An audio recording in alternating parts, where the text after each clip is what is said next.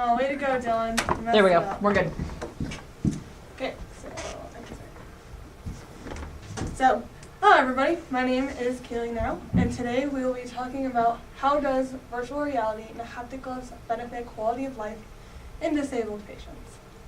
So before we start, I'm going to give you a rundown of everything that we're going to be doing today. So we'll be going over what does virtual reality and haptic gloves do, how is it being used for disabled and hospitalized patients, and what are the downsides of virtual reality. So, does anyone actually know what virtual reality stands for and what haptic gloves are?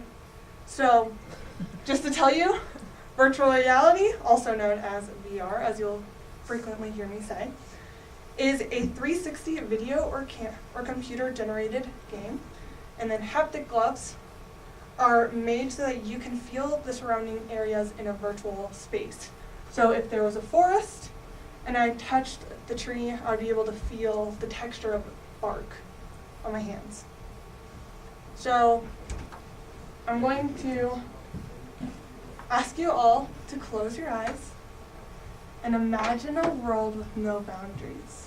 There are no limits, and you can go anywhere you want. You can go to the deepest part of the ocean and see the fishes, or the highest place in the sky. You can go to unexplored planets and see new creatures like flying whales. Now open your eyes. So could everyone see that? Except for the flying whales, I'm assuming? That's my own personal touch. So the reason I got into this project is because that's my brother. His name is Nathan. We were taking costume photos. We were all ridiculous. But when I was a kid, and I was not a bright kid, I did not understand what cerebral palsy meant. Cerebral palsy is what he has. It's a condition that affects your muscle coordination and effective body movement. Like I said, I was not a smart child. I did not understand for the life of me what it meant to be disabled. When I was a kid, I used to ask my mom, why can't he pick up cups? Why can't he write with a pen? Why can't he help us unload the car when we're traveling? And so I grew up a little bit more, and I wanted to travel. And I asked my mom, I was like, can we go like to Paris or like to Japan? And I was like all excited and running around the house. And excuse you. And but my mom said to me in a really sad voice, she goes, we can't. And I asked why. And the reason why we can't go is because extensive time. My brother can't sit in an airplane for 14 hours because, that's a lot for him to be taking. And on top of that, medical. So I've learned that not every place, Canada is an exception, and a couple other places are exceptions, but the medical disability centers aren't really accessible for him, and or they don't know what to do with him, or we could be in trouble if he gets hurt, or if there's something wrong, or if the wheelchair dies, or if a part breaks.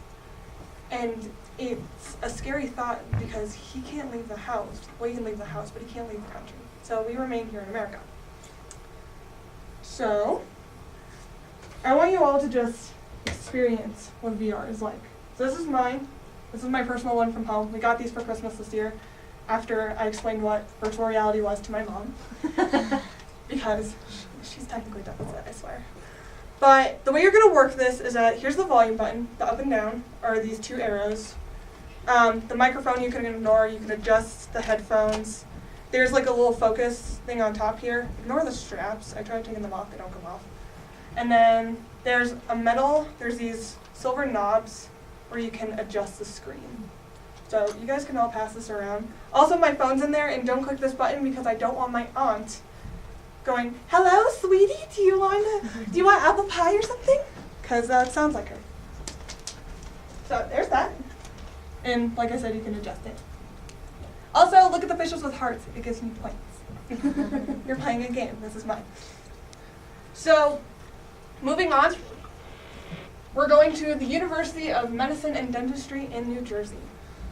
Now, they had recently done a study with 5 to 12-year-old children who had hemiplegia secondary to CP. Hemiplegia is hemiplegia secondary to CP basically is a fancy word saying that either their upper body is disabled or their lower body. Or, as you'll hear me say, upper extremities are your arms and lower extremities are your legs. So you'll hear me say that frequently. So they did these studies using a 16-minute session, or 16 sessions, and basic VR simulation, which each lasted approximately 60 minutes for 8 weeks. Now, the way that the kids were doing this is that they were in a basic simulation with assisted mechanical aid, which are like, if they forgot what to do in their objective, then it would remind them. So they were racing cars, reaching for objects, hammering objects, catching objects, and exploding bubbles. Yeah. So they were using an NJITRAVR, a fancy term for it has better stabilization, and you're using haptic gloves to reach the objects, hit the objects, grab the objects, and etc. So basically, before all this, you were doing pre-testing for the RAVR, which was for 1 hour, 3 days, for 3 weeks. Now, you would think that after all of this, that it would probably stress out the kids, but there actually was a really, really positive feedback from everyone. Turns out that through this system, they improved their mobility by 13%. And that can make a difference between grabbing a pen and holding it in your hand and not being able to grab the pen and write your name at all. So it can make a huge difference and a huge impact. So the next one I'll be speaking about is, how many of you have seen someone in an electric wheelchair downtown? Because I know I have. In fact, I know most of those people. They're actually really close friends. So there were 3 researchers in Strathclyde and Glasgow, Scotland, created the electric wheelchair VR training.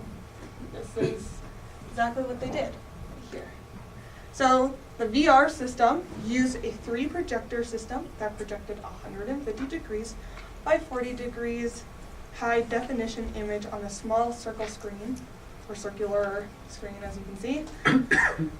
And then the 3 images were blended to provide a single display. So this was to help them improve the way that they drive downtown. So most people in electric wheelchairs cannot either see or know when the light turns green or red. Like the people downtown obviously have practiced enough to know when it's green or red, but if we let my brother downtown loose, I don't even want to think about that. I don't even want to think about that. But it could be a matter of being able to know when the light is green versus being know when the light is red. We do not want to be causing accidents downtown. So the system filled most of the viewer's image. He's actually wearing a VR headset if you can't see that. But this was just able for them to practice and get to know, and a lot of the times they used the town that they were in. So I've been talking a whole lot about people in wheelchairs, as you could probably tell because my brother is disabled. So this was mostly centered around him and my love for him. So I actually learned throughout this project that they use them for burn care. I didn't know this until almost halfway through my project. I was like, whoa, that's interesting. Maybe I should add that. So this was from an article known as VR and Pain Management, Current Trends and Future Directions. The 2 teens who were 16 and 17 were undergoing burn care, and they were really bored because if you're in pain, you can't move. So basically what they did is that they asked their parents to bring in VR sets, and they got them. And it actually turns out that the VR headsets decreased the patient's pain levels, anxiety, and the amount of time thinking about pain. So with this actually became quite the trend, because the University of Washington, Seattle, and UW Harborview Burn Center has started using a game called Snow World. This is a game that I love because it's really funny. these are evil snowmen and you're a penguin and you get to throw snowballs at them. And I don't know why, but this is like the best thing I've ever seen. I want to play this, but they don't have it online. So it was designed to be in a cooler setting because it distracted the people that had burns from the heat sensation that occurs when you're going through treatment. So they'd play this whenever they were going through treatment, and later it actually got even better because now they're using it for patients with chemotherapy. So a study done by researchers Schneider and Workman used 11 subjects between the age of 10 and 17, and they were undergoing chemotherapy. The study showed that 82% of them would actually rather have the virtual reality helmets and go through that with the future. So whenever they're going through chemo, they'd rather have that virtual reality helmet with them because it distracted them from the pain, and it distracted them, and I mean, I'm sure that it gets boring at one point just to be sitting there all day. So I mean, who wouldn't want to go and play a game about evil snowmen? So the next one is about a man named Chris Milk. This man, I don't know why, but I love the way he did this. He wanted to create, he's an artist, by the way, and he wanted to create a way for people to feel empathy through virtual reality. So he and his team decided that they were going to go to Syria, and they made a VR film, called Clouds Over Sidra.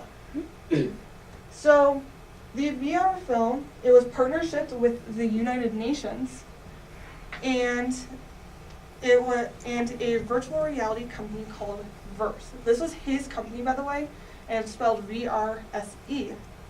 And a co-collaborator named Gabo Aurora, I think that's how you pronounce it. The VR film was made in a Syria refugee camp in Jordan and tells the story of a 12-year-old girl named Sidra.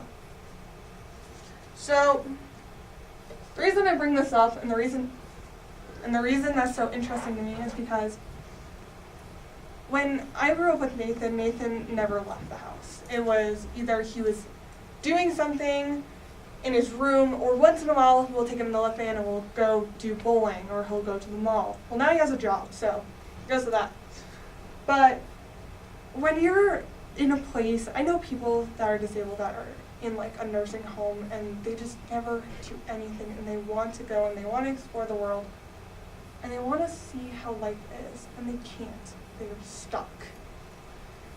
And it makes me sad because I know these people, but I think with this is my own personal opinion, by the way, I think with this, it could show them, they can empathize with this girl,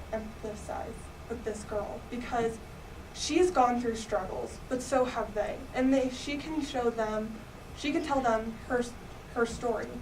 And these people can like sit there and listen to her and feel what she's feeling. Because if you didn't know this, I'm taking this from my brother on this one. My brother is like a very sympathetic person and absolutely loves people, and he's the most outgoing one out of all of us. So I think it's really important that even though if you're still disabled, you should learn more about the world. Now here comes the downsides. Oh yay! You thought this was all flowers and rainbows, didn't you? Nope. So this is the Oculus, this one right here. This is the PlayStation VR, which just came out, and this is the Vive. These are all really popular virtual reality headsets. Each one of them also comes with, okay, well, that's a video. Each one comes with a health warning. Yay! So the University of California in Los Angeles, Keck Center Neurophysics has recently completed a study that showed the negative effects of virtual environment on lab rats. Significantly negative effects known as cyber sickness. And abnormal patterns of brain activity in the rats included 60% of their neurons simply shut down to virtual reality environments. So cyber sickness includes dizziness, headaches, and nausea. And in the Oculus Rift, they actually had a warning label stating if your skin hurts, if your joints hurt, if your skin burns, please stop using this product for the next 4 days. And it's like, oh, yay. So I'm going to tell you now, be cautious when using this and know that there's risks. You can still use it, and these are not very common occurrences when you're using VR. It's just expensive time. So if you're going to use a VR, take breaks and go get water and go out with friends and go socialize. Or if you're not social like I'm not, go paint. Go do something else. Don't do that. So now we're getting towards the end. So I'm just going to leave you with a couple questions that you can ponder at 12 o'clock at night like I have. I get no sleep, I swear. So do you think virtual reality will be big in the future? And do you think VR systems should be covered by insurance? I have actually tried to answer these myself, and I have come up with none, which is why I still stay up at 12. So what we have learned is that we have learned that VR can help, but VR also has downsides, and that you always need to be cautious of it. Thank you. The end. Thank you, Kaleigh. We're going to open it up to questions from our panel and our audience members. You get a poker back. Thank you. You get a free poker. Can I do a VR set? Oh, sweet. Best exchange ever. All right. Questions. Raise your hands if you've got them. Yes, Annie? So I know Nathan uses the VR at your house. What has he specifically said about it? Oh my gosh, this is so cool. Oh my gosh, we're in Paris. Like that. That's exactly what he says. He gets really excited because, you know, he can't like go to Japan or Paris, and he can't like travel. So whenever we put him on, he like screams at the top of his lungs because he's so excited to see a new place. And it's really obnoxious because my room is like right next to him. Kyle. Is VR programming at the point where you can interact with other VR users? Yes, actually. There's a video online of a YouTuber who's interacting with people in virtual reality. He actually didn't know he was doing that. And so he was like, oh no. But yes, you can, but it's only with specific like programs that are connected. So like specific games that are connected. Yes. How widely, I mean, this technology seems very promising for these sort of mobility issues and potentially pain relief, it seems like. How widely spread is this technology right now in the medical field? Like, is it being widely used? Is it still, like, talk a little bit about that piece. So from what I've gathered, and this is not all but some, from what I've gathered is that doctors actually prefer to stick to older traditions. Some are starting to move on because now they're starting to see the benefits of what virtual reality can do. I know that there's a place in, I believe, Los Angeles that is currently using it. But for the most part, some are just sticking to the old ways because they believe that it's better and it's more beneficial towards patients. What do you think needs to happen to sort of spread this more widely? You know, I keep on wanting to say I want to inform doctors, but as a teenager, I highly doubt they'll even listen to me. But I think that if they get enough reason, if they get the data and the benefits and they know what it can do, I think doctors will start saying, oh, maybe this is a good idea. Maybe we should do something like this. So more research. So more research, and then put it out there to doctors or like sort of the idea. Someone else.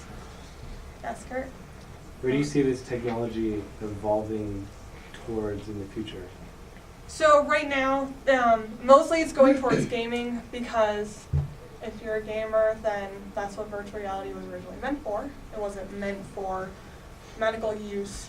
So right now, I think that people are still going to be evolved towards that, but soon enough, it's going to start evolving more and more and more into the medical field, into your businesses, into your everyday life, like exercise.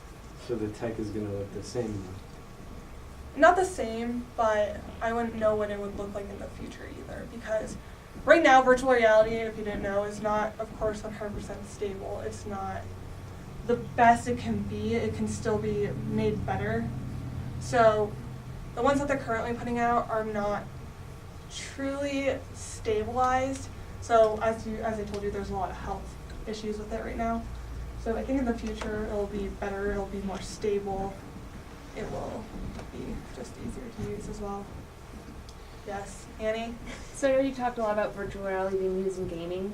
What do you think about it being used for other forms of entertainment? Like, I know I did that mini horror movie on that, and it scared the crap out of me. That was really funny, by the way. What do you think other forms other than medical and gaming it could be used for? Movies, definitely. I think that'd be pretty interesting to see. I mean, with horror movies, it'd be funny to watch you get scared. I'm a terrible person. Anyway. Then also, I think in exercise, and I keep on saying this because I really do think it's going to be a big thing in exercise. Because, like, if you ever exercise at, like, the rec center, you're on the treadmill and all you're doing is running and you're looking forward and there's nothing good to see. So, like, put on a virtual reality helmet and, like, go run on a beach side, go run through the forest, go run through the rainforest, or, you know, run through a horror game. Have fun with that. I'm not going to do it. Zombies chasing you. Yeah, see? Not a lot you can do to make running. No, I agree. I hate running. So I don't do it. Any further questions? All right. Thank you very much, Kaleigh. If you'll step outside for just a moment, please. Take it,